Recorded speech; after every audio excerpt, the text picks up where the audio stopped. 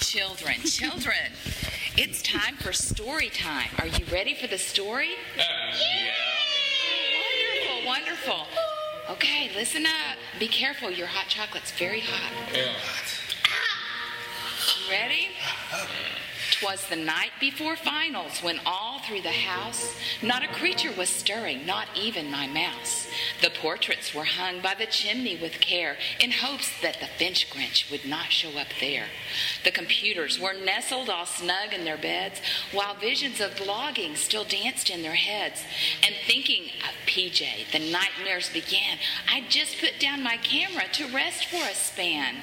When on my BlackBerry there arose such a clatter, I sprang from the couch to see what was the matter. Away to the unit I flew like a flash, unlocked the screen and checked out the stash. The pristine white screen called to rush to the streets.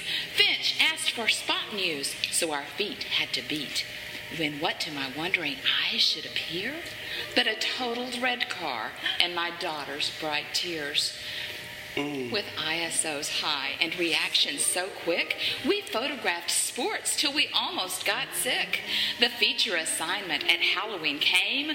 The pumpkins we saw, well, we gave them all names. Now Damien, now Cooper, now Brett and Amanda. On Anna, on Twitty, on Jeremy and Deborah.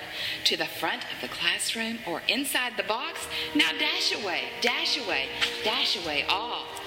The field flash assignment came by and by. Be careful you don't get a brightly white sky. Our environmental portrait next was our due. This one we could stage from the head to the shoes. And then in a twinkling, our essays, don't goof, worth half of our grade, so don't make it a spoof. With photojournalism turning our vision around, we had to get better or hence we would drown. Next was our portraiture class led by Harkins. We brought in the dogs, and yes, there was barking.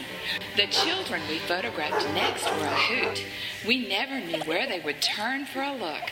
High key or low key we chose with such grace, but would we get true colors and still see the face? Executive portraits were swiftly approaching, just 15 minutes to get pics with some joking. Some choices arrived with our finals. How merry! Would it be glamour or fashion or fantasy daring? Pushed to the next level with Harkin's bright smile, we felt like we'd come past a very long mile. A very big project we had to fulfill was holiday portraits. We'd need some pep pills. From ideas to design, advertising, and forms, we had to seek cover throughout all the storms. But finally the clients came from far and near, and Santa arrived. He was just such a dear. The smiles were so happy. The cash came so quick. We knew we'd accomplished a jolly old trick. And now for the final instructional woes. For Multimedia 2, we had to compose. So many darn blogs that my head started spinning, but we knitted the web. Now we're all Google winning. We started on Blogspot. Our blogs grew quite long, increasingly growing the web big and strong. Then Jones, in his technical wizened old brain, sent us to WordPress. It was really a strain. With all of the grumbling and mumbling breath, we figured it out, so it wasn't our death. Now people find us in so many places, YouTube and Flickr, and those two blogging spaces. The great little elves who help us each day. Could we do it without them? I'm thinking, no way. Kathy and Claudia serve with such grace, and John gives us mercy so we can save face.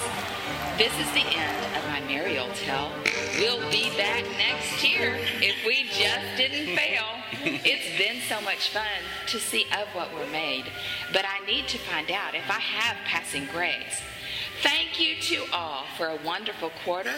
Go home and rest in your own brick and mortar.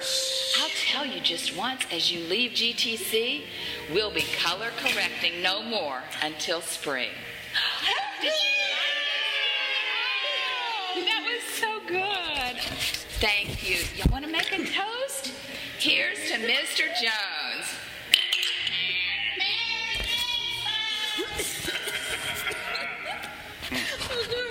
can't breathe.